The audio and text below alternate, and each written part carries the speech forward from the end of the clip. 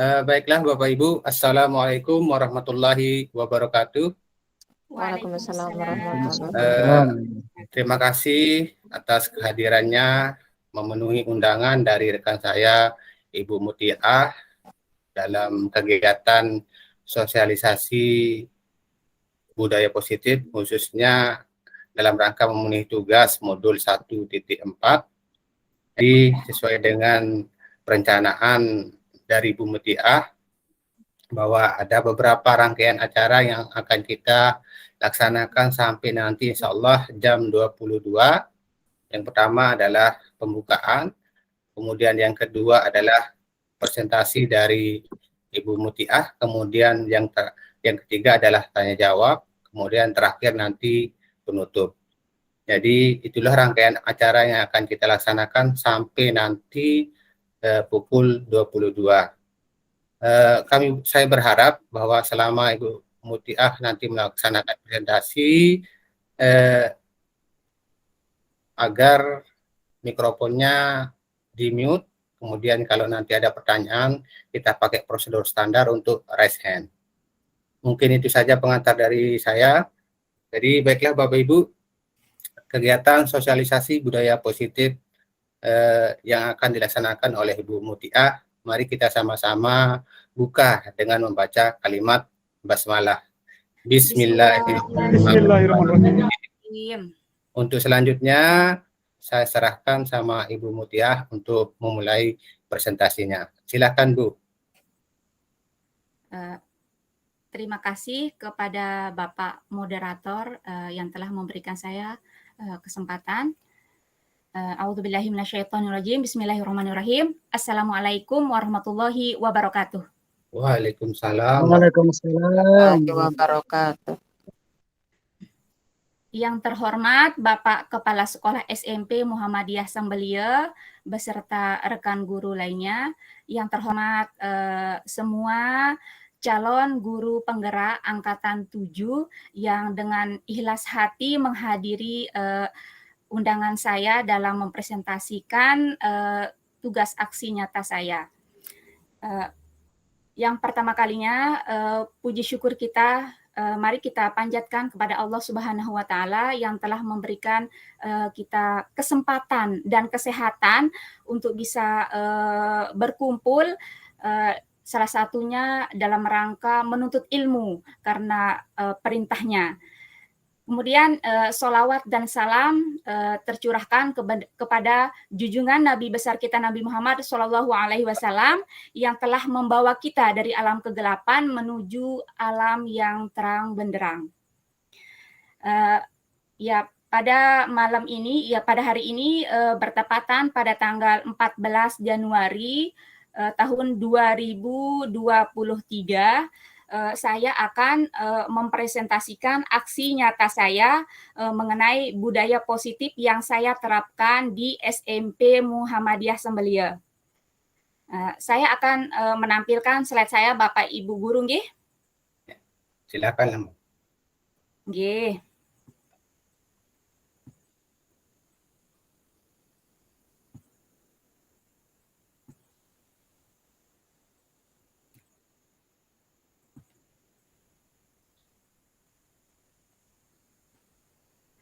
Bapak Ibu Guru hebat, apakah sudah terlihat jelas ini slide saya? Sangat jelas, Bu. Jelas, Bu, jelas. Oke.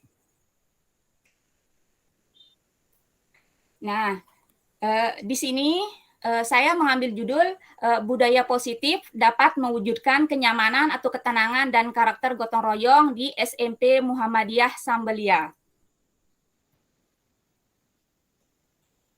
Nah, pada awalnya itu saya mengusulkan kepada kepala sekolah mengenai budaya positif yang akan diterapkan pada murid, yakni yang pertama pembiasaan membaca Al-Quran sebelum memulai pembelajaran, kemudian yang kedua melakukan kegiatan sosial, yang ketiga pembuatan keyakinan kelas. Nah, alhamdulillah usulan saya tersebut diterima dan didukung penuh oleh kepala sekolah. Nah, kemudian pada minggu berikutnya, kepala sekolah mengumpulkan semua warga sekolah untuk membahas usulan tentang budaya positif yang akan diterapkan pada murid. Alhamdulillah, semua warga sekolah setuju dan mendukung penuh penerapan budaya positif tersebut. Nah, di sini saya bersama anak-anak dalam proses membuat keyakinan kelas. Pembuatan keyakinan kelas antara guru dan murid. Keyakinan kelas ini dibuat dengan ketentuan yang pertama, keyakinan kelas bersifat lebih abstrak daripada peraturan. Kemudian berupa pernyataan universal. Terus pernyataan dalam keyakinan kelas senantiasa dibuat dalam bentuk positif. Tidak terlalu banyak sehingga mudah diingat dan dipahami. Kemudian semua warga kelas hendaknya ikut berkontribusi dalam pembuatan keyakinan kelas lewat kegiatan curhat pendapat. Kemudian bersedia meninjau kembali keyakinan kelas dari waktu ke waktu. Nah, ini dokumentasinya ini pada saat saya membuat keyakinan kelas bersama anak-anak. Nah, ini Bapak Ibu keyakinan kelas 9 yang saya buat ya. Nah, di sini pertama menjaga kebersihan halaman sekolah dan kelas. Yang kedua, membaca Al-Quran sebelum memulai pembelajaran. Yang ketiga, masuk tepat waktu. Yang keempat, menjaga kebersihan kamar mandi. Kemudian yang kelima, mengadakan apel upacara bendera hari Senin. Kemudian yang keenam, pulang sekolah tepat waktu. Yang ketujuh, menggunakan teknologi digital sesuai kebutuhan pembelajaran. Yang kedelapan, menggunakan bahasa dan etika yang baik. Dan yang kesembilan, melakukan kegiatan sosial. Nah, pada keyakinan kelas ini, saya menyarankan untuk anak-anak untuk tanda tangan Bapak Ibu guru nggih. Di sini tujuan saya untuk lebih meyakinkan pada mereka bahwa mereka yang membuat, otomatis mereka saya tekankan mereka untuk berkomitmen gitu. Dengan adanya bukti tanda tangan ini bahwa mereka akan berkomitmen dalam melaksanakan keyakinan kelas ini. Nah, ini foto pada saat mereka membaca Al-Quran. Budaya positif seperti pembiasaan membaca Al-Quran sebelum memulai pembelajaran dapat memberikan perubahan paradigma belajar pada murid menjadi lebih nyaman atau tenang dan lebih siap menerima pelajaran. Hal ini terlihat pada antusias murid dan guru mata pelajaran di dalam kelas. Pembiasaan membaca Al-Quran sebelum memulai pembelajaran menjadi kegiatan atau disiplin positif secara sadar dan kontinu dilakukan oleh murid. Disiplin positif adalah pendekatan mendidik anak untuk melakukan kontrol diri dan pembentukan kepercayaan diri. Dengan adanya keyakinan kelas yang telah dibuat oleh murid dan guru, maka murid akan merasa bertanggung jawab dalam melaksanakan keyakinan kelas tersebut. Nah, seseorang akan melakukan suatu tindakan dengan disiplin karena adanya motivasi internal atau motivasi dari diri mereka sendiri. Bukan takut akan suatu hukuman ataupun mengharapkan suatu penghargaan atau pujian dari orang lain.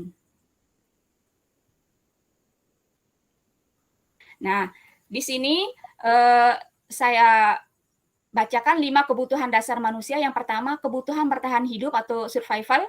Kemudian kasih sayang dan ingin diterima, love and belonging. Kemudian penguasaan, power, kebebasan, free, kesenangan atau fun.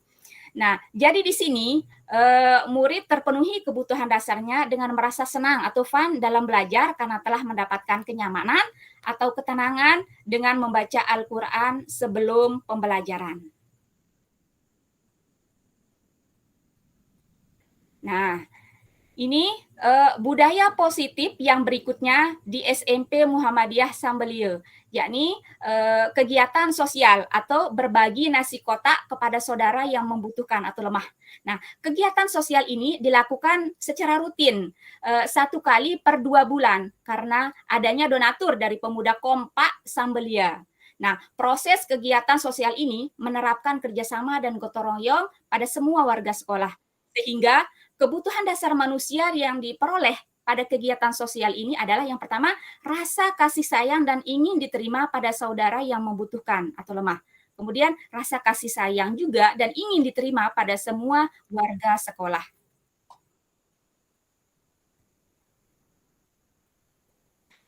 Nah, ini dengan adanya kegiatan sosial ini memberikan pembelajaran yang sangat berharga bagi murid dan semua warga sekolah bahwa suatu pekerjaan yang berat akan menjadi ringan jika dilakukan dengan bahagia dan gotong royong atau kerjasama yang baik. Nah, perubahan paradigma belajar pada murid di kelas dengan adanya kegiatan sosial ini adalah terwujudnya pada murid kerjasama yang baik. Bagaimana caranya? Ya, dengan cara membantu memberikan penjelasan pada teman yang belum paham pada materi pelajaran yang dijelaskan oleh guru, dan tentunya terwujudnya rasa empati pada orang lain. Kemudian, kegiatan sosial ini juga memberikan pemenuhan kebutuhan dasar pada manusia akan kesenangan atau fun dalam berbagi dan rasa cinta, kasih, dan ingin diterima, love and belonging pada saudara yang membutuhkan tanpa mengharapkan imbalan atau pujian. Nah, tentunya jika memiliki kemampuan dana, maka kegiatan sosial ini tidak akan berhenti dilakukan oleh murid atau semua warga sekolah, baik di sekolah atau tempat tinggal masing-masing, jika kegiatan sosial ini berasal dari motivasi internal masing-masing. Nah, Bapak Ibu, ini video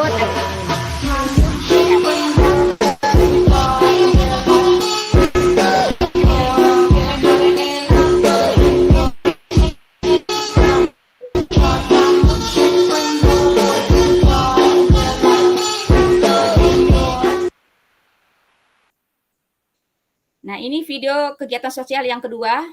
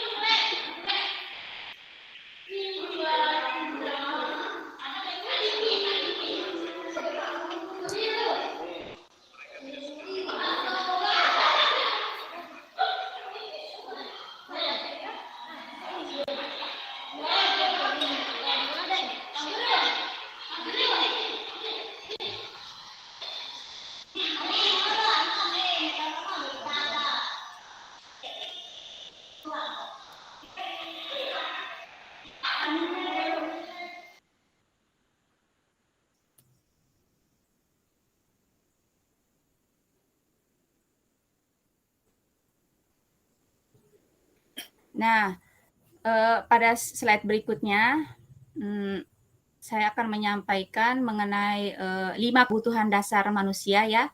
Yang pertama itu kebutuhan bertahan hidup atau survival. Nah, di sini sering kita temukan di kelas ya, anak-anak itu sering biasanya di jam terakhir atau di jam mau keluar main ya, sering anak-anak mengatakan, "Ibu, sudah mau keluar main," atau "Ibu, sudah azan," gitu.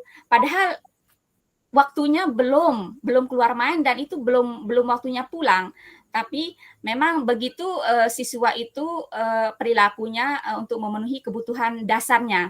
Kenapa? Karena kadang mereka belum sarapan dari rumah, belum sempat sarapan, dan mungkin karena sudah lama ya di sekolah, mereka mau pulang segera untuk makan di rumahnya gitu. Kalau memang tidak mau membeli di kantin gitu.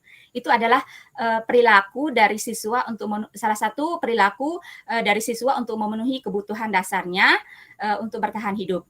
Kemudian yang kedua itu kasih sayang dan ingin diterima, love and belonging. Nah, di sini siswa sering melakukan indisipliner ya, atau penyelewengan disiplin karena menginginkan temannya atau gurunya itu lebih perhatian, lebih sayang sama dia begitu. Kemudian yang ketiga itu penguasaan atau power. Di sini biasanya siswa dalam melakukan suatu kegiatan yang mereka kuasai dalam pelaksanaannya itu, mereka membutuhkan pengakuan dalam kemampuannya. Mereka membutuhkan pengakuan dalam kemampuannya. Nah, di sana biasanya mereka menginginkan pujian ya dari guru atau dari orang lain begitu. Kemudian yang keempat, kebutuhan dasar manusia itu kebebasan atau free. Nah, di sini sering kita temukan ya di dalam kelas anak-anak itu mondar-mandir gitu, padahal tidak ada kebutuhannya. terus ada lagi kalau misalkan tidak ada gurunya, mereka aja mempengaruhi temannya yang lain gitu untuk keluar ke kantin pada saat belum bel keluar main gitu. Itu adalah usaha mereka untuk mendapatkan kebebasan. Ayo, misalkan gini, ayo Ratna kita keluar ayo. Kebetulan ini Pak Topan tidak hadir gitu. Ayo kita ke kantin saja. Nah begitu. Nah itu adalah salah satu perilaku siswa untuk mendapatkan kebebasan. Nah kemudian yang kelima itu kebutuhan dasar manusia untuk mendapatkan kesenangan. Nah jadi di sini siswa melakukan suatu indisipliner untuk melakukan kesenangan. Apa sih melakukan indisipliner itu? Untuk mendapatkan kebutuhannya untuk mendapatkan kesenangan. Nah contohnya misal sekarang kita ada di dalam kelas ya. Nah padahal sudah ada dalam keyakinan kelasnya itu tidak boleh menggunakan teknologi digital kalau tidak dibutuhkan pada saat pembelajaran. Nah, tapi mereka sembunyi-sembunyi menggunakan HP untuk memain game. Atau mungkin untuk yang siswa yang perempuan mereka bersolek gitu. Nah, itu adalah salah satu usaha mereka untuk memenuhi kebutuhannya untuk mendapatkan kesenangan atau fun. Nah, begitu. Kemudian yang kedua, saya akan menjelaskan mengenai 5 posisi kontrol guru. Nah, di sini mari kita berefleksi ya sebagai guru, mana sih yang sering kita gunakan gitu pada saat siswa dan siswi kita melakukan kesalahan. Nah, yang pertama sebagai penghukum. Nah, ini biasanya kan sering kita lakukan gitu, sering kita lakukan sebelum kita, khususnya untuk yang guru CGP ya, sebelum kita mendapatkan ilmu di dalam CGP ini sering sekali kita lakukan bahwa menghukum anak itu. Nah pada saat anak tersebut telat datang misalkan. Nah, disuruh, ayo sit up kamu 10 kali. Nah, begitu. Atau mungkin ada siswa-siswi yang tidak mengerjakan tugas. Nah, kamu sudah tidak mengerjakan tugas. Sekarang kamu tulis, saya tidak akan mengulangi kesalahan itu lagi sebanyak 100 kali gitu di bukunya. Nah, itu adalah termasuk penghukum. Posisi kontrol penghukum. Nah, efeknya di sini posisi kontrol penghukum ini akan memberikan rasa dendam ya, rasa dendam siswa itu kepada guru ataupun kepada peraturan tersebut gitu. Nah, kemudian pembuat merasa bersalah. Nah, posisi kontrol pembuat merasa bersalah ini biasanya sering digunakan kalimatnya dengan begini, apa kamu tidak kasihan melihat orang tuamu yang telah membiayai kamu? Nah, kemudian yang kedua, apa kamu tidak kasihan melihat nenekmu yang sudah membesarkan kamu sampai begini, kemudian tidak mau belajar baik gitu, tidak mau melaksanakan disiplin dengan baik. Nah, begitu. Nah, jadi dengan kalimat yang seperti itu, anak itu atau siswa tersebut akan merasa bersalah. Dan itu akan menimbulkan rasa sedih di hatinya gitu, ada tekanan gitu, ada merasa bersalahnya, kemudian rasa sedihnya ada juga. Nah, kemudian di sini yang ketiga ada posisi kontrol sebagai teman. Nah, biasanya sebagai teman ini yang namanya teman ya biasanya akrab gitu. Jadi menyelesaikan masalah itu dengan akrab.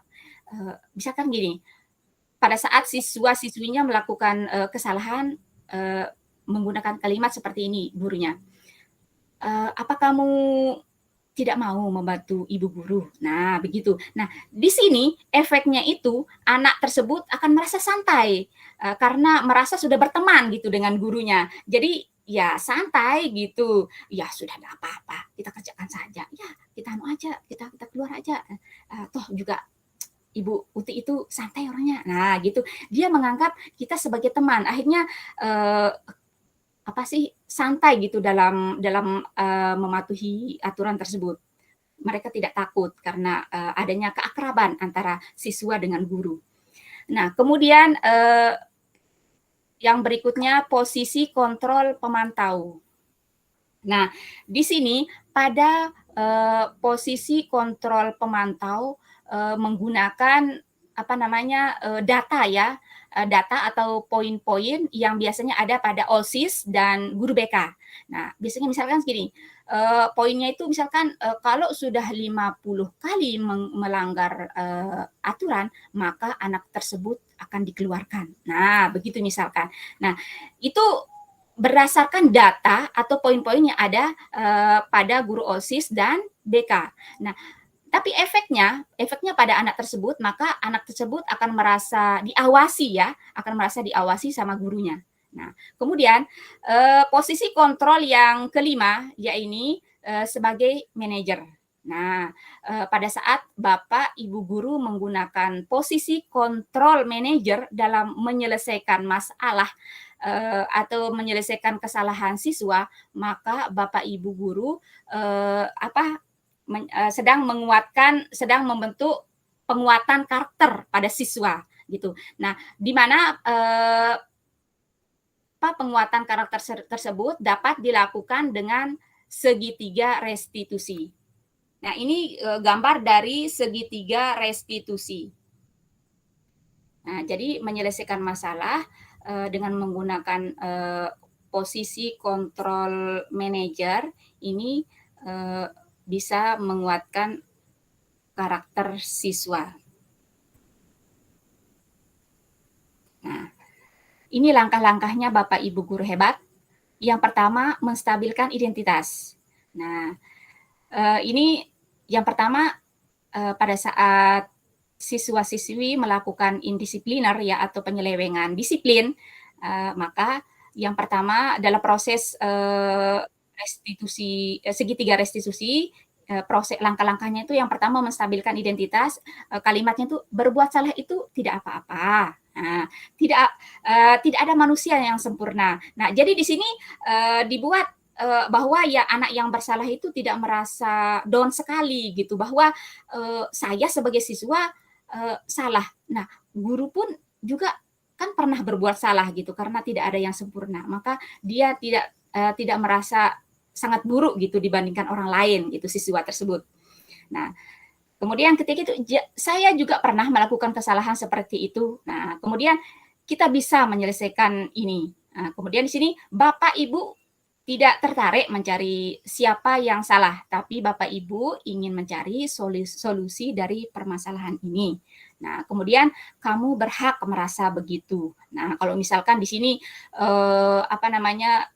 suatu saat ada temannya yang merasa ada kesalahan, misalnya dia dipanggil dengan sebutan nama bapaknya gitu kan.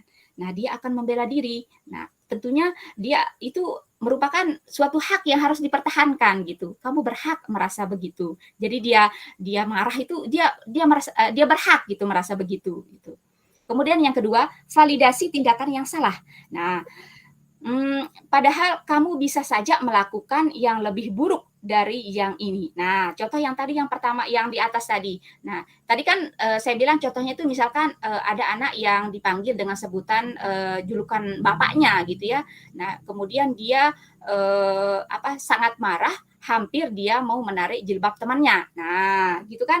Padahal lebih dari itu dia bisa lakukan. Selain dia bisa menarik jilbab temannya, dia bisa saja menghantam gitu temannya yang memanggil julukan nama bapaknya. Nah, gitu. Makanya kita katakan, padahal kamu bisa saja melakukannya lebih buruk dari yang ini. Nah, kemudian kamu pasti punya alasan mengapa melakukan hal ini. Nah, tentunya anak yang tadi yang dipanggil sama temannya itu dengan nama julukan bapaknya, kemudian dia dia hampir mau menarik jilbab temannya yang memanggil tersebut, kemudian mengumfatnya lah gitu ya.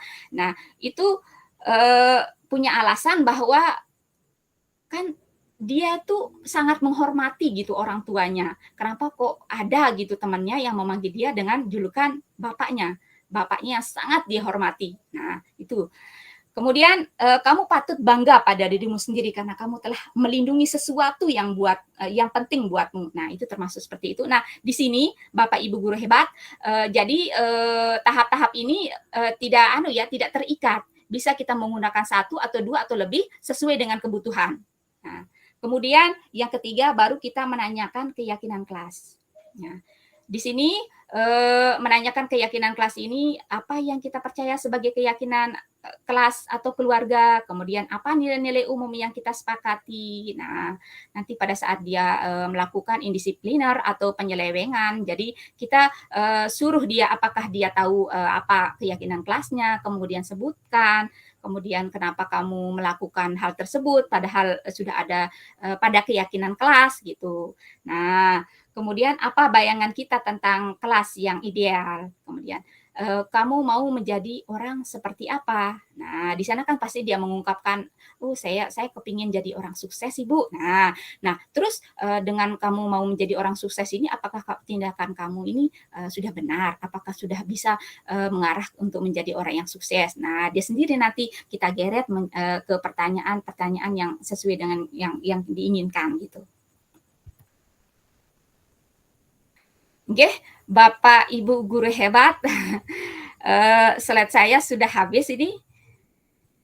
Kemudian waktunya saya serahkan kepada moderator. Silahkan Bapak Citra.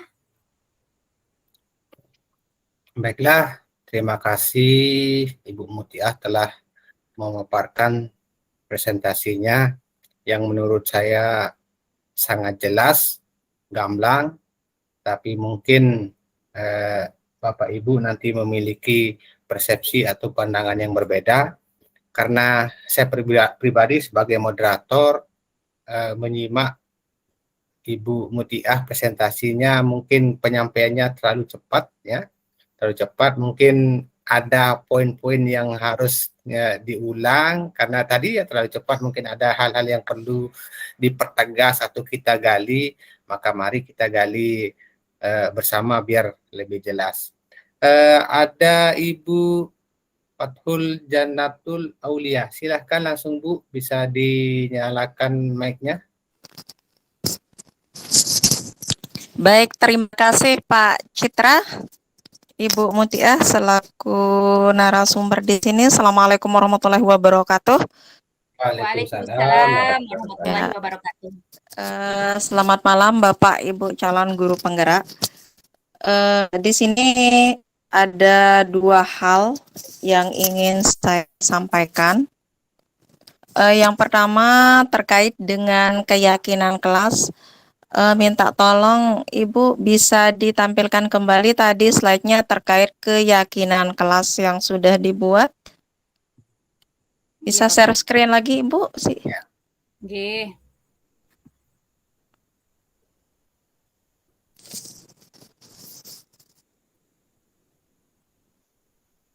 Nanti slide-nya Ibu nggak usah ditutup ya, nggak usah ditutup biar nanti gampang.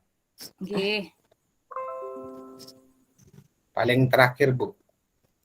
Nah ini stop Bu ya. Oh yang ini. Oke. Coba diperhatikan di sana poin 1 dengan poin 4 Ibu. 1 dan 4. Jadi di sini perlu kita pahami juga keyakinan kelas. Keyakinan kelas itu adalah nilai-nilai universal yang percaya begitu. Yang mana keyakinan kelas ini lebih bersifat umum Ibu. Jadi tahapan membuat keyakinan kelas itu dimulai dari curah pendapat, kemudian di curah pendapat itu nanti akan ada kesepakatan, yang mana kesepakatan ini nanti akan diturunkan menjadi keyakinan kelas.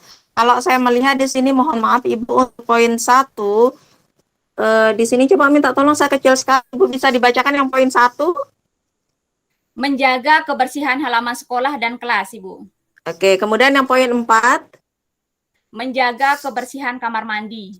Iya, itu sama kebersihan ya kaitannya. Dan menurut hemat saya Ibu mohon usul ini semoga diterima. Jadi untuk keyakinan kelasnya itu menciptakan budaya bersih begitu. Jadi ini kebersihan ini nanti bisa saja di kamar mandi, bisa saja di halaman, bisa saja di kelas. Itu Ibu. Karena saya melihat keyakinan kelas ini lebih bersifat umum. Jadi tidak kemudian per poin. Ada beberapa poin yang memang memiliki nilai keyakinan kelas yang sama, itu bisa digabungkan menjadi satu. Satu contoh yang ini di poin 1, Itu semuanya tentang kebersihan, di poin 4 juga tentang kebersihan. Jadi kalau menurut hemat saya di sini keyakinan kelasnya bisa diganti dengan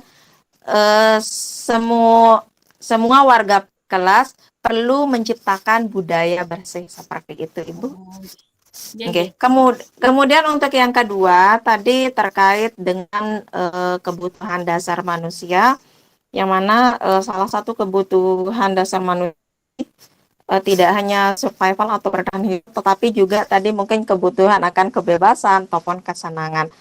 Tadi dikatakan Ibu, misalnya satu contoh nih, ada siswa kita yang bawa HP sembunyi-sembunyi, itu untuk memenuhi kebutuhan dasarnya, misalnya kesenangan Ibu ya, atau padahal kan dalam tata tertib sekolah itu tidak boleh nih membawa HP, atau misalnya tadi ada nih anak yang berontak-berontak mau pulang karena lapar, karena kebutuhan bertahan hidupnya itu belum terpenuhi, padahal belum waktunya pulang. Yang ingin saya tanyakan Ibu, kita sebagai guru penggerak ini, khususnya apa kira-kira yang akan kita lakukan ketika nih misalnya ada anak yang memang belum terpenuhi kebutuhan dasarnya karena dia mungkin tidak sarapan tadi, sampai pada jam pulang tuh misalnya katakan kita pulang jam 1, jam 12 dia sudah berkuar-kuar perutnya ini lapar begitu. Apa yang harus kita lakukan? Anak ini minta pulang untuk memenuhi kebutuhan dasarnya. Karena memang pada dasarnya kita harus bisa memenuhi kebutuhan dasar itu. Apakah kita akan membiarkan anak ini untuk pulang duluan gitu untuk memenuhi kebutuhan dasarnya, ataukah kita memiliki strategi lain itu Ibu untuk bisa mengatasi anak ini supaya kebutuhan dasarnya terpenuhi, pun demikian juga tata tertib di sekolah juga bisa tetap terlaksana sehingga mereka bisa serentak. Itu saja Ibu, terima kasih perhatiannya. Saya tutup dengan ucapan salam. Wassalamualaikum warahmatullahi wabarakatuh. Waalaikumsalam warahmatullahi wabarakatuh. Jadi itu tadi ya dari Ibu Fatul Janah. Jadi yang poin pertama adalah berupa masukan sebenarnya. Masukan bahwa ada poin pada keyakinan kelas yang sudah dibuat oleh Ibu Mutiah bersama siswa-siswa di kelas 9, ada poin yang sebenarnya sama lah gitu ya, bisa. Dan masukannya Ibu Fatul tadi adalah karena itu memiliki nilai yang sama jadi bisa digabung. Kemudian pertanyaan, poin kedua adalah tentang pertanyaan. Di satu sisi bahwa kita harus berusaha untuk memenuhi kebutuhan siswa untuk bertahan hidup. Sementara di sisi lain kita terikat juga oleh peraturan di sekolah bahwa kita itu cuma boleh pulang kalau sudah sesuai dengan jadwal. Di sisi lain, pulang sesuai dengan jadwal. Di sisi lain, siswa juga berontak minta dipenuhi kebutuhannya untuk bertahan hidup karena lapar.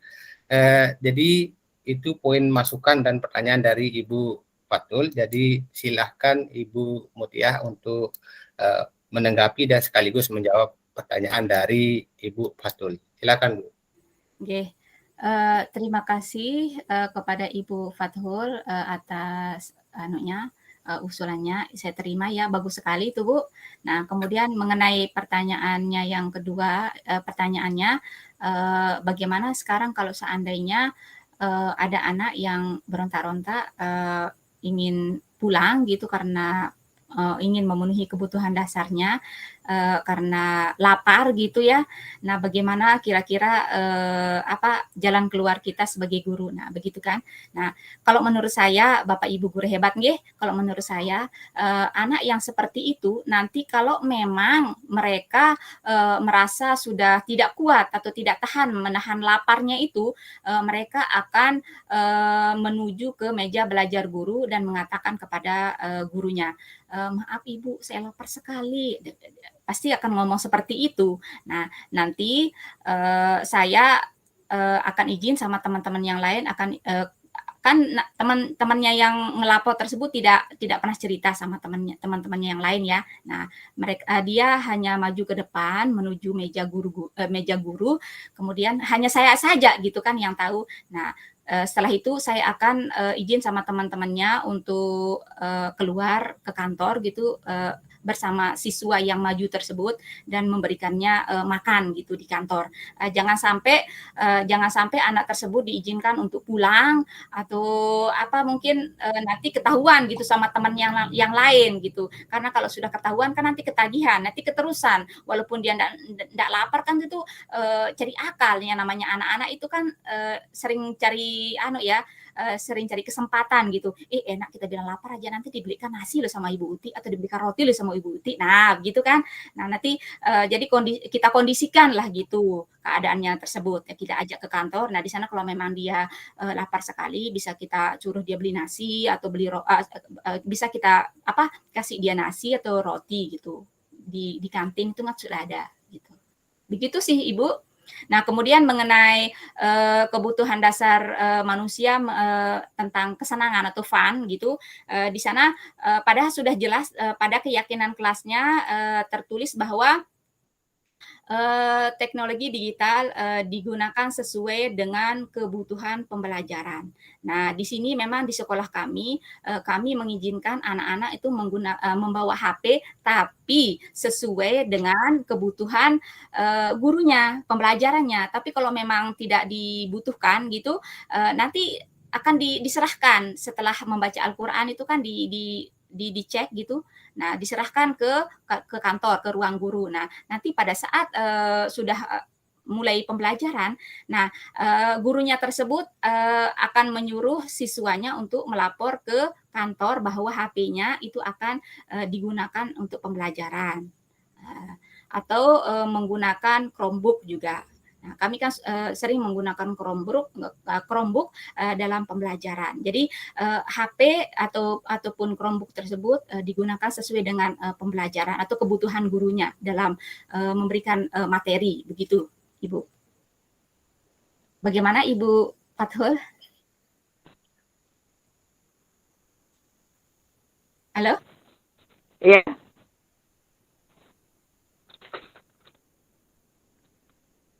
Maaf, apa masih terdengar suara saya, Bapak Ibu guru hebat? Masih. Iya, Bu. Bisa diterima, Bu.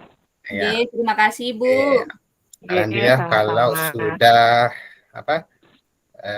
Ibu Mutiah sudah memberikan tanggapan. Jadi yang pertama tadi masukan dari Ibu Fathul diterima karena sifatnya positif. Kemudian tadi menjawab pertanyaan bahwa di sisi lain ada kebutuhan hidup yang harus dipenuhi, kebutuhan dasar manusia yang harus dipenuhi, sementara di sisi lain ada peraturan sekolah yang harus dipatuhi. Jadi Ibu Mutiah sudah menyampaikan strateginya supaya dua-duanya bisa terpenuhi. Peraturan sekolah tidak dilanggar, kita juga berusaha untuk memfasilitasi agar kebutuhan dasar anak kita di sekolah juga bisa terpenuhi. Jadi itu ya rekan-rekan, mungkin ada rekan-rekan yang lain memiliki misalnya pertanyaan atau poin-poin yang perlu kita perjelas, kita gali lebih jauh sebagai pemahaman kita bersama. Saya persilahkan bisa raise hand. Ya, silakan Pak Lalu Tahirudin. Silakan Pak, langsung dinyalakan mic-nya. Oke, Assalamualaikum warahmatullahi wabarakatuh. Waalaikumsalam warahmatullahi wabarakatuh. Saya menanggapi sama seperti Bu Fathul tadi mengenai keyakinan kelas. Begini Bu, bisa dijelaskan proses bagaimana sih mendapatkan keyakinan di kelas yang beberapa poin. Nah, kalau di pengalaman saya yang saya terapkan di sekolah kemarin, ini berbagi pengalaman saja Bu. Seperti apa sih artinya membentuk keyakinan kelas itu? Kalau saya kemarin itu artinya memberikan pemahaman bahwa kira-kira kelas kalian, kelas impian yang kalian dambakan seperti apa sih? Nah, saya tulis pakai sticky note itu namanya ya.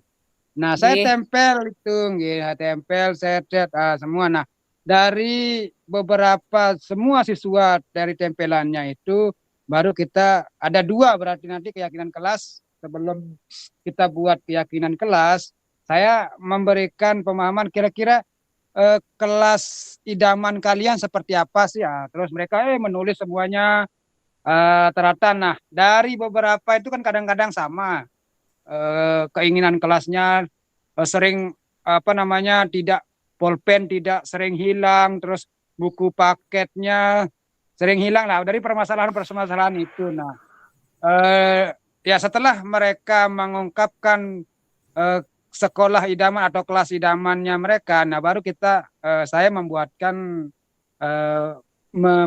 poin-poin, oh ini bisa digabung dengan ini gitu, seperti yang dikatakan Ibu Patahul tadi.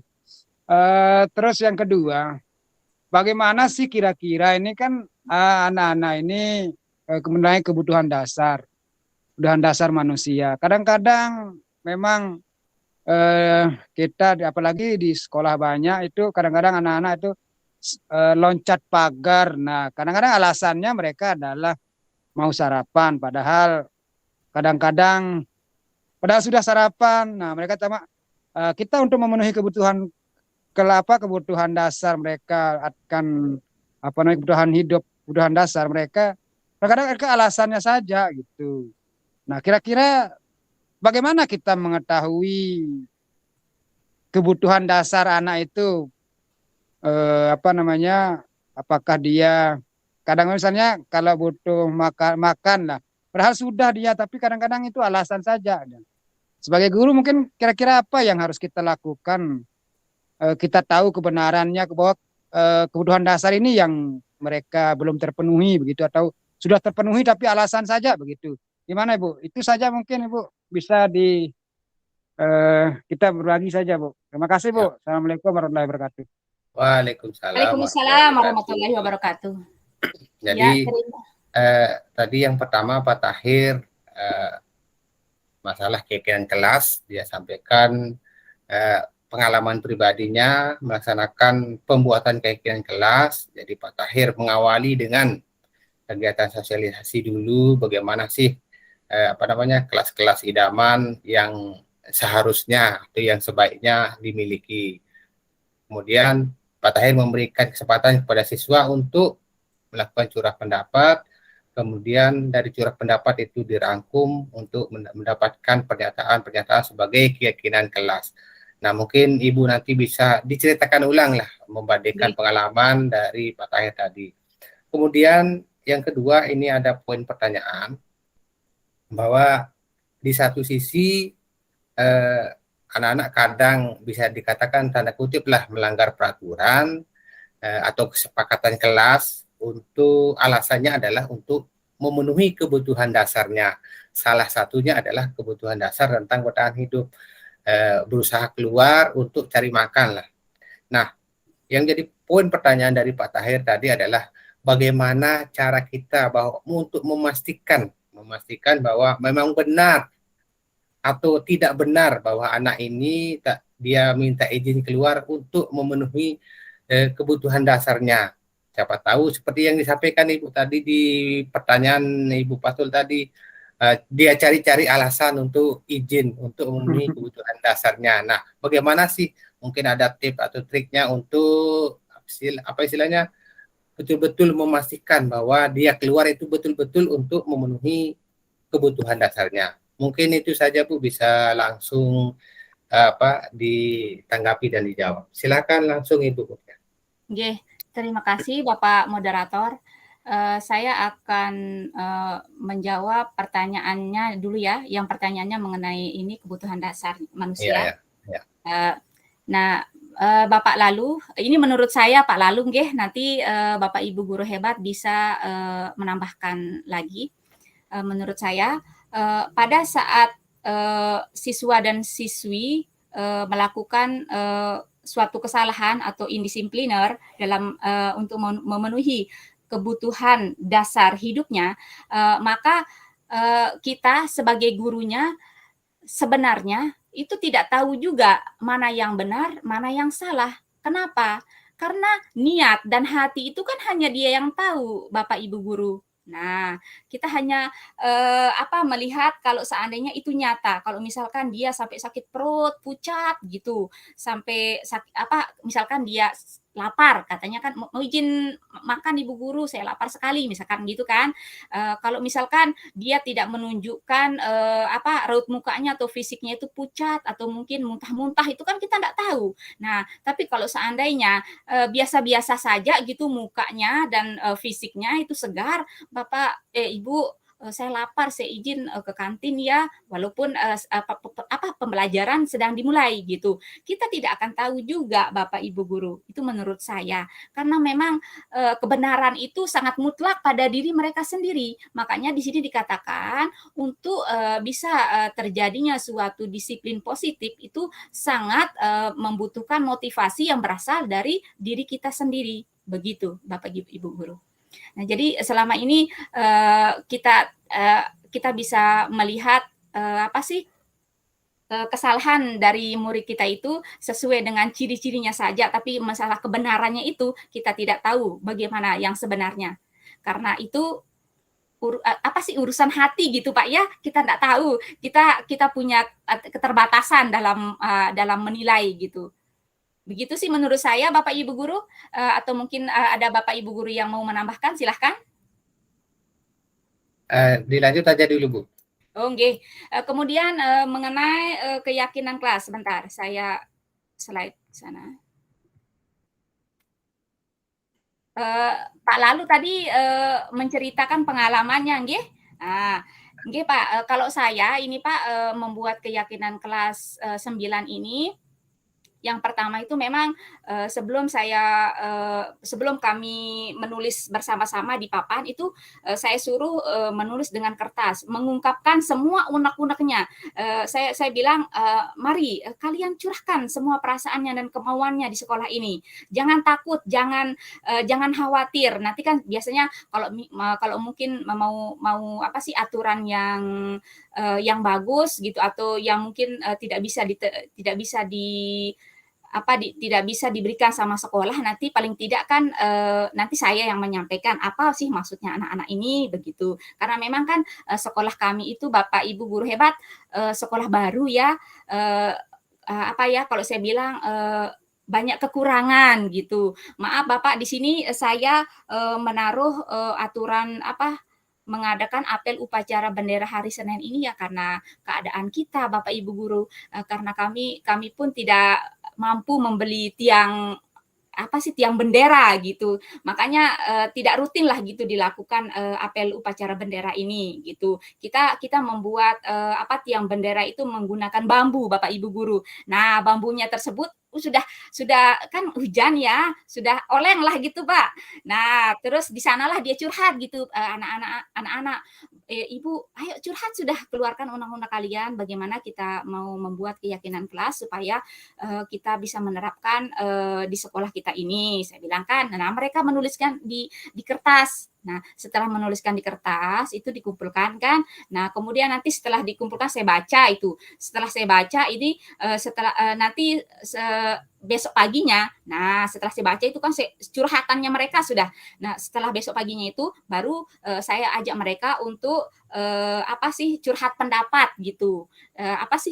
Yang dari curhatan kalian kemarin itu kita tulis, ayo menjadi suatu keyakinan kelas. Nah, inilah yang keluar Bapak Ibu Guru hebat, unek-unek anak-anak tersebut. Nah, mereka mengeluarkan unek-uneknya, mereka mengeluarkan usulannya. Nah, seperti itu proses saya membuat keyakinan kelas ini Bapak Lalu. Nah, mungkin di sini saya tambahkan tanda tangan pada keyakinan kelas yang saya buat ya. Nah, ini untuk untuk mengingatkan mereka lah bahwa mereka itu dan gurunya itu sudah membuat keyakinan kelas. Apa kita tidak merasa bersalah, tidak kita merasa malu gitu ya, kita tidak sadar gitu untuk melakukan dan melaksanakan keyakinan kelas yang sudah kita buat bersama begitu. Makanya di sini dibubuhkan tanda tangannya semua siswa dan siswi saya. Begitu Bapak. Ya, jadi itu tadi tanggapan dari Ibu Mutiah.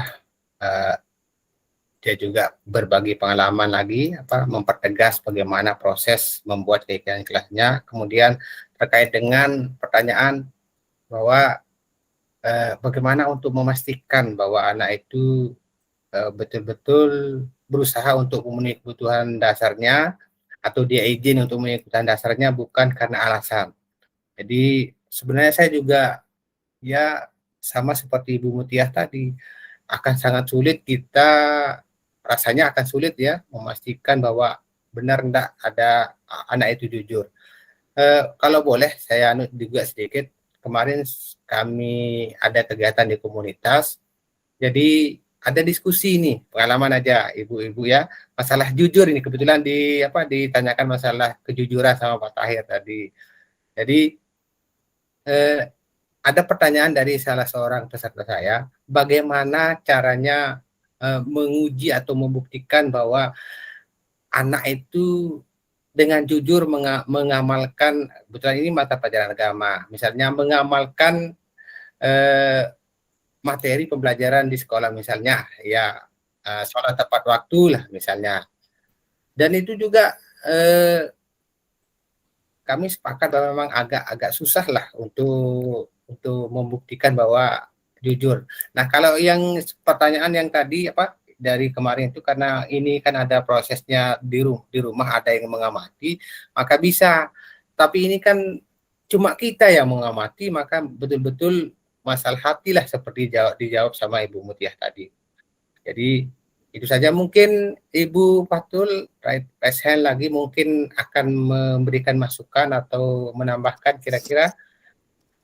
Ya, baik, terima kasih kembali Pak, masukan saja. Ya. Pertama terkait dengan keyakinan kelas. Ya. Jadi memang keyakinan kelas itu idealnya hendaknya tidak terlalu banyak agar mudah diingat nanti sama anak-anak. Karena memang keyakinan kelas itulah yang nanti akan dilaksanakan oleh anak-anak.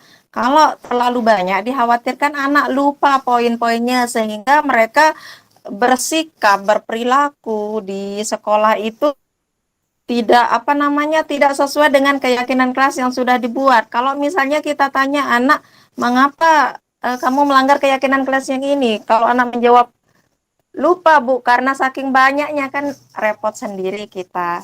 Jadi begitu, maka seperti yang saya usulkan tadi, yang sama-sama itemnya mungkin bisa kerucutkan menjadi 1 poin. Kemudian yang kedua, ini pengalaman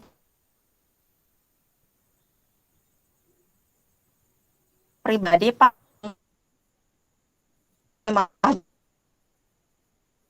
Ini disinilah perlunya Pak sebuah kolaborasi.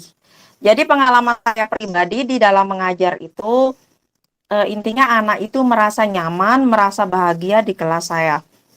Jadi saya membolehkan anak untuk membawa minum Pak. Ini khusus yang di kelas saya terapkan. Jadi anak boleh membawa minum dan minimal anak boleh membawa permen dan minum, tapi dengan catatan sampah itu harus dibuang pada tempatnya. Ini untuk mengantisipasi munculnya alasan-alasan yang tadi, misalnya anak sengaja untuk karena lapar katanya, jadi mohon izin dan sebagainya.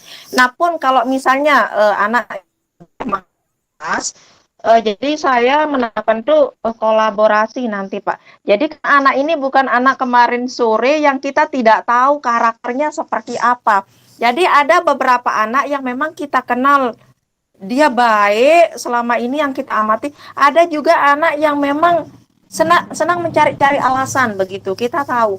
Nah, seperti tadi misalnya kalau anak sampai meloncat pagar atau meloncat tembok hanya untuk beralasan saya lapar Bu, itu kan ya tanda kutip tanda tanya di kita begitu. Padahal sekolah kan menyediakan kantin untuk mereka misalnya bisa membeli makanan. Pun kalau misalnya tidak ada uang ya mungkin seperti yang disampaikan Ibu Mutiah tadi, mungkin kita bisa membantu sebagai guru paling tidak membelikan mereka makanan sekedar untuk mengganjal perut. Nah, di sini kita juga ada wakaka siswaan di sana. Kemudian ada OSIS mungkin di sana, ada Bapak Ibu guru yang lain yang mungkin nanti kalaupun misalnya anak ini saya ingin makan Bu, kita kan bisa kawal, bisa kontrol betul tidak anak ini ke kantin begitu. Jangan sampai nanti anak ini kadang-kadang alasannya lapar mau ke kantin, tapi ternyata letting kiri Pak, ternyata ke tempat yang lain, seperti itu yang kita khawatir. Sehingga nanti ini perlunya kita untuk membangun kolaborasi dengan guru-guru yang lain, sehingga nanti tercipta apa ya, kerjasama yang baik di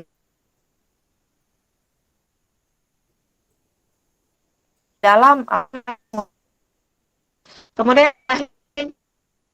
zon dulu lah pada anak ini. Waalaikumsalam. Makanya semua terima kasih. Warahmatullahi wabarakatuh. Jadi poin yang saya tangkap dari Ibu Fatul tadi adalah pentingnya kita untuk memahami karakter anak. Jadi mungkin bisa kita istilahnya ada anak yang tanda kutip lah dalam hati kita sudah dapat warna kuning lah, bahwa ini hati-hati loh. Kalau anak ini izin nanti akan gini. Ada anak yang memang hijau, memang ya kita percayalah kalau memang dia izin ya. Itu poin yang saya tangkap dari Ibu Fatul tadi. Jadi itu Bapak Ibu ya, mungkin masih ada Bapak Ibu yang memiliki pertanyaan atau ada hal-hal yang mungkin kayaknya menarik lah untuk kita diskusikan, untuk kita bahas lebih jauh, karena kita masih ada waktu sekitar 22 menit lagi lah. Saya persilahkan. Dan satu lagi mohon maaf, jadi di chat saya sudah kirimkan link daftar hadir, mungkin sambil jalan Bapak Ibu bisa ngisi daftar hadir singkat ya, tidak terlalu banyak isinya. Kembali lagi kepada kegiatan kita. Jadi saya persilahkan lagi misalnya kalau ada yang mau bertanya atau diskusi lagi. Ibu Fatul?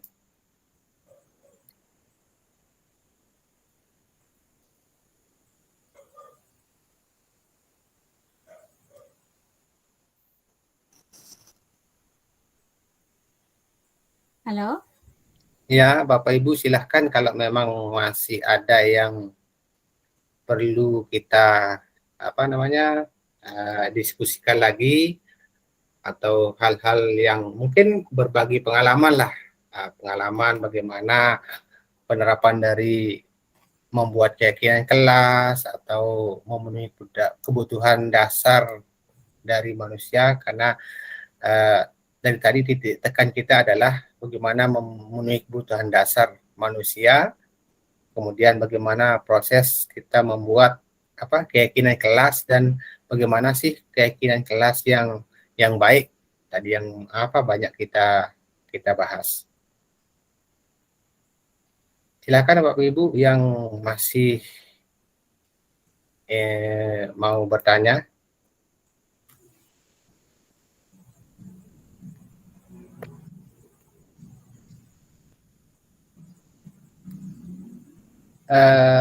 Ya ada Kang Erik, ya silakan langsung nyalakan mikrofonnya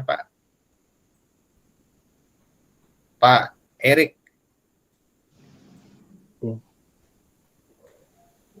Ya, terima kasih. Assalamualaikum warahmatullahi wabarakatuh. Waalaikumsalam warahmatullahi wabarakatuh. Ya, sebelumnya saya menjabarkan sedikit mengenai ayunda kita yang mengikuti penggerak di SMP Muhammadiyah, bahwa memang begitu karakternya. Ngomongnya. Itu memang karakter. Iya. Ingin saya bisa mungkin pendapat, bisa mungkin nanti pertanyaan dari saya mengenai tadi tentang kepribadian itu, Yunda, tentang bagaimana kita menjaga kebersihan. Tolong jangan mengulang kata yang sama. Itu di situ kan menjaga kebersihan kelas, menjaga kebersihan kamar mandi, menjaga kebersihan sekolah, katanya di situ kan.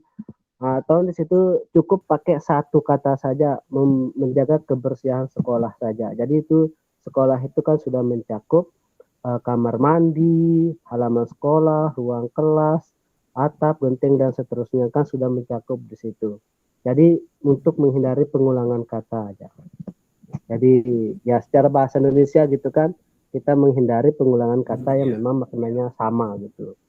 Nah, itu sih pendapat saya begitu, Bunda.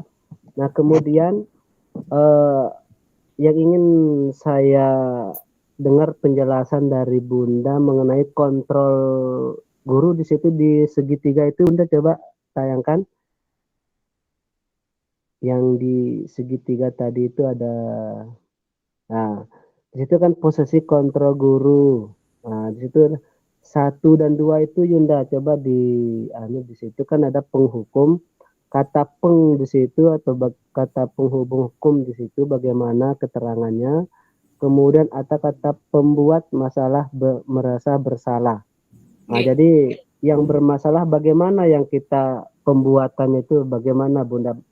Makna dari kata pembuat masalah merasa bersalah itu Yunda. Jadi kayak saya masih masih belum bisa memaknai gitu loh Bundanya gitu. Hanya itu sih. Kalau secara karakter Bapak Ibu guru semuanya salam kenal. Karena saya juga bukan guru penggerak, saya hanya undangan gitu kan. Jadi memang begitu ibundanya begitu secara karakter gitu. Itu aja sih Bundanya, mungkin bisa dijelaskan gitu kan. Terima kasih. Assalamualaikum warahmatullahi wabarakatuh. Waalaikumsalam warahmatullahi wabarakatuh. Jadi itu tadi ya dari Pak Erik, masalah keyakinan kelas tadi sudah disepakati, masukan dari Bu Fatul disepakati oleh Bu Mudiah, masalah kebersihan tadi disinggung lagi sama Pak Erik. Kemudian yang menjadi bukan pertanyaan lah, mungkin minta diperjelas apa sih penghukum itu, kemudian apa sih pembuat rasa bersalah.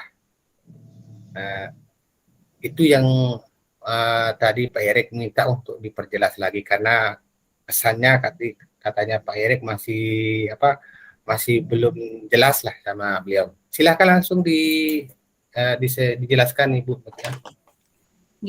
Terima kasih Bapak Moderator. Bapak Erik ini salah satu guru dari SMP Muhammadiyah Sembelio, Bapak nggih. Beliau bukan dari calon guru penggerak, beliau dari guru sejawat saya di SMP Muhammadiyah Sembelio. Nah, ini mengenai posisi kontrol guru, yakni yang pertama menjadi penghukum dan yang kedua menjadi pembuat merasa bersalah. Nah, menjadi penghukum ini anak-anak biasanya pada saat melakukan indisipliner atau penyelewengan disiplin, padahal sudah ada keyakinan kelasnya, tapi masih saja melakukan indisipliner, maka sering biasanya untuk kita ya yang maaf ya, sebelum saya dan mungkin teman-teman yang lain masuk ke dalam pendidikan calon guru penggerak, sering juga melakukan bahwa posisi kontrol guru ini adalah sebagai penghukum. Nah, di sini biasanya pada saat siswa atau siswi melakukan indisipliner atau kesalahan, maka kita akan memberikan hukuman terhadap anak tersebut.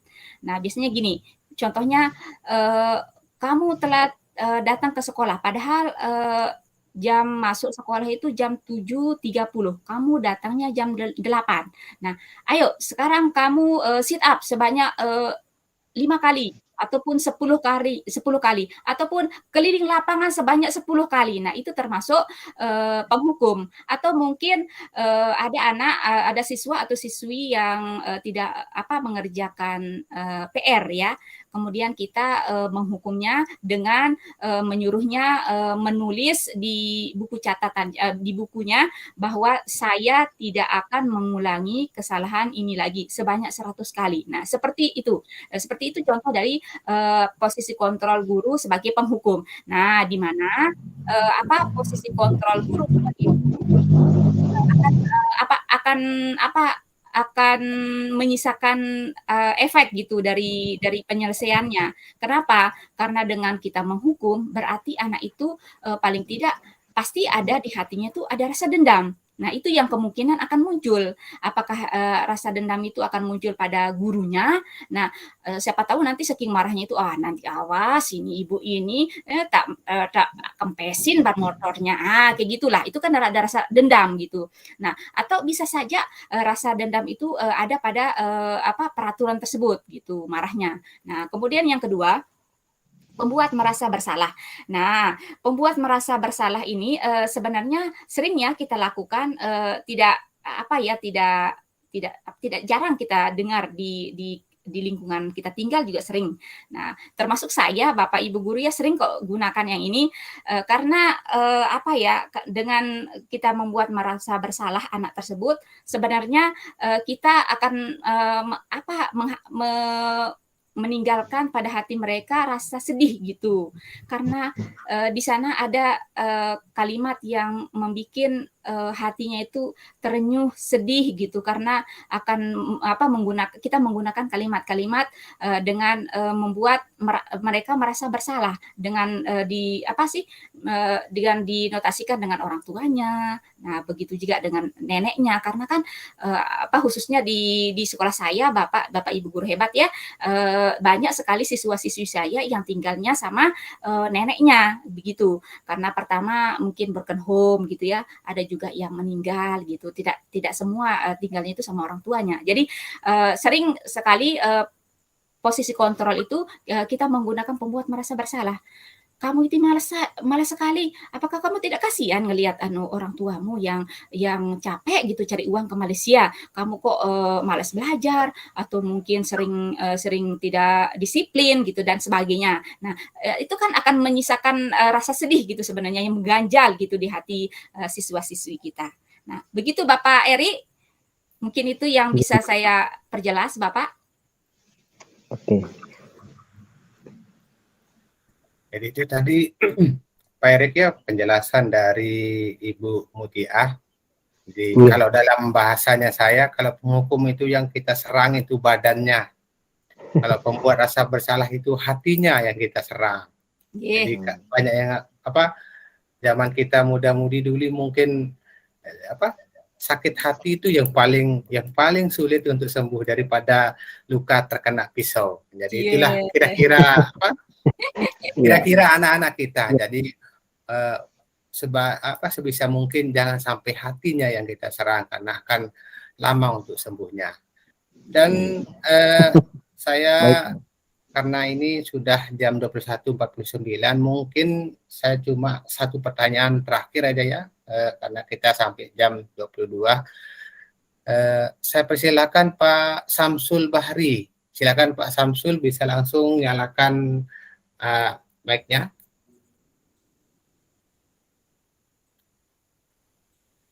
Pak Samsul. Saya mau tambahkan yang tadi tuh. Iya. Mau coba menambahkan aja. Iya. Terima kasih. Assalamualaikum warahmatullahi wabarakatuh. Waalaikumsalam warahmatullahi wabarakatuh. Terima kasih. Jadi cuma saya mau simpulkan, Bapak Ibu guru, sebenarnya dari sebelum mulai ke tindakan kelas, yang perlu kita perhatikan yang pertama sesuai kunci dasar, yaitu kita harus mengetahui dulu kebutuhan dasar anak itu sendiri. Karena kadang-kadang anak itu kan karena kebiasaan itu ala bisa karena terbiasa. Karena kebiasaan itu yang kita harus renovasi, kan, bukannya begitu Bapak Ibu guru.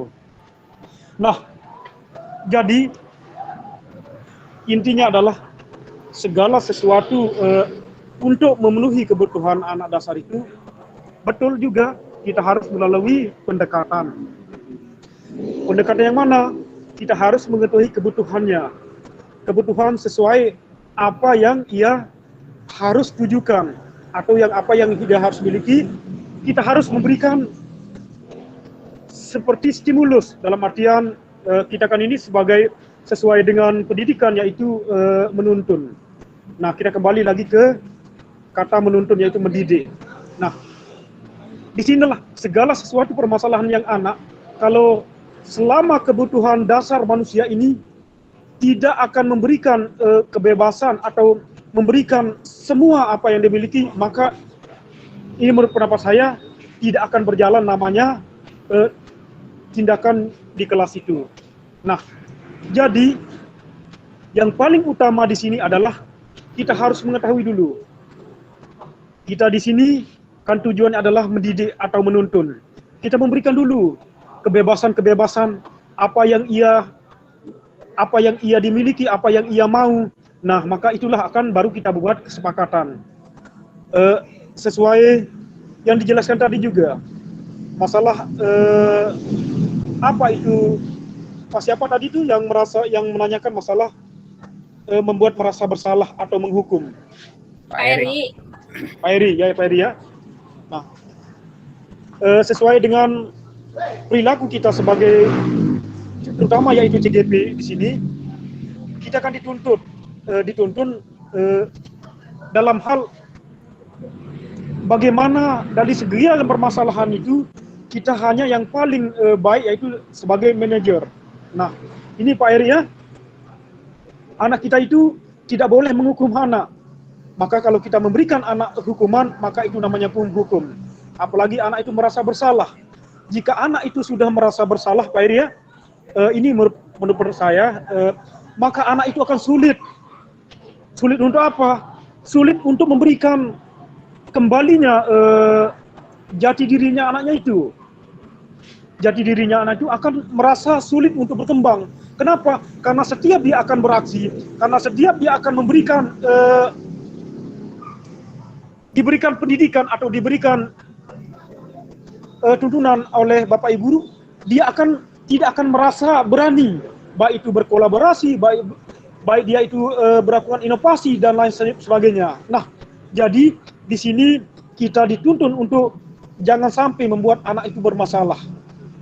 Nah, dan juga sebagai anak teman, jika anak itu kadang-kadang kita akan memberikan atau dijadikan sebagai teman, maka kadang-kadang ini permasalahan Bapak Ibu Guru ya, maka teman itu kadang-kadang akan merasa gurunya itu sebagai teman atau tidak menghargai Bapak Ibu Gurunya. Kenapa?